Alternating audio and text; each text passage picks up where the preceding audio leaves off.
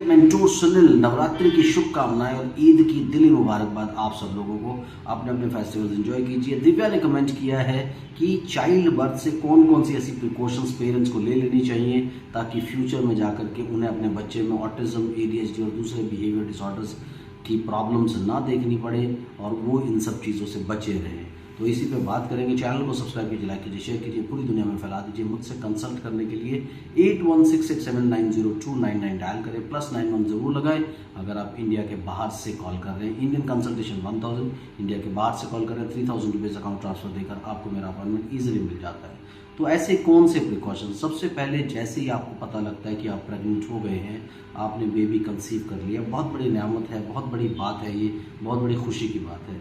तो सबसे पहले तो आपने इस खुशी की बात के साथ खुश रहना शुरू करना है। कंडीशंस फैमिली की कुछ भी हो, लेकिन जो मदर अपने बच्चे को जन्म देने से पहले यानी उसके कंसेप्शन फेज में, प्रेगनेंसी वाले फेज में खुश रहती है, ये देखा गया है कि उसके बच्चे बहुत ही खुशगवार पैदा होते हैं। उनमें बहुत ही ज़्यादा ऐसे कैरेक्टरिस्टिक्स होते हैं कि बहुत आउटस्पोकन होते हैं, बहुत ह्यूमरस होते हैं, बहुत सोशल होते हैं और बहुत लकी भी होते हैं।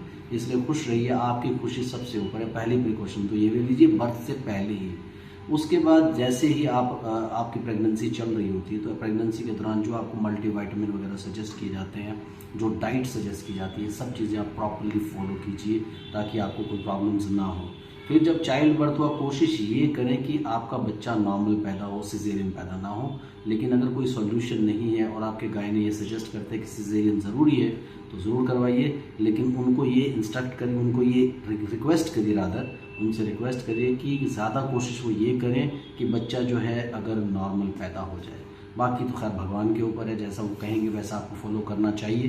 तो दूसरी चीज़ें ये आ जाती है। फिर बर्थ हिस्ट्री का थोड़ा सा ध्यान रखिए। बच्चा पैदा हुआ तो उसका वज़न कैसा था, उसका कलर कैसा था, क्या वो एकदम से रोया था या कुछ देर से रोया था, ये सारी की सारी चीज़ें ज़रूर अपने फिजिशियन से, अपने गायने से या अपने पीडियाट्रिशियन से पूछ लीजिए क्या ये सारी की सारी चीज़ें ठीक थी।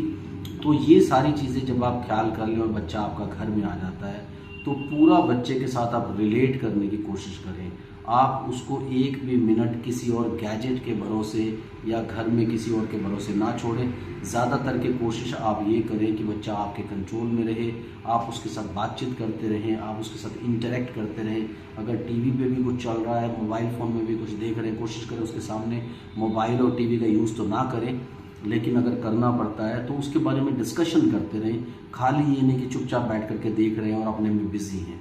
तो अपनी किसी भी ऐसी एक्टिविटी को इन्वॉल्व ना करें। और पहले 3 साल में, जब तक बच्चा 3 साल की एज अटेन नहीं कर लेता, मदर का साथ या दोनों, उन दोनों में से कोई भी एक हो सकता है, क्योंकि आजकल जो फादर्स होते हैं वो भी पूरी केयर देते हैं। स्पेशली मैंने आजकल की शादी में देखा है तो कोऑपरेशन काफ़ी अच्छा होता है। ईदर पेरेंट, दोनों हैं तो सोने पे सुहागा, नहीं तो एक पेरेंट को हमेशा कोशिश करनी चाहिए कि जब तक बच्चे का 3 साल कंप्लीट नहीं हो, 3 साल तक बच्चे की सोशल, कम्युनिकेशन और इमोशनल डेवलपमेंट कंप्लीट हो जाती है, उसके बाद बच्चे में ज़्यादा प्रॉब्लम आने के चांसेस नहीं होते, रिग्रेशन के चांसेस ना के बराबर होते हैं।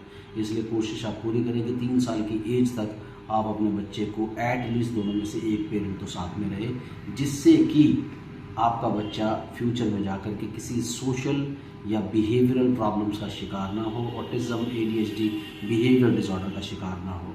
उसके अलावा घर में बेमतलब की फाइट्स नहीं होनी चाहिए, एक दूसरे से लड़े झगड़े नहीं, शोर नहीं मचाएं, बच्चे को डांट डपट के जानबूझ के ग्रूम करने की कोशिश ना करें। फिर जो जॉइंट फैमिली कल्चर होता है, अननेसेसरली सपोर्ट सिस्टम ना पैदा करें कि जैसे बच्चे को पेरेंट्स ने मना किया किसी काम के लिए तो दादा दादी यूजुअली कहते हैं रो रहा है ये कर दो, रो रहा है वो कर दो, क्यों बच्चे को रुला रहे हो।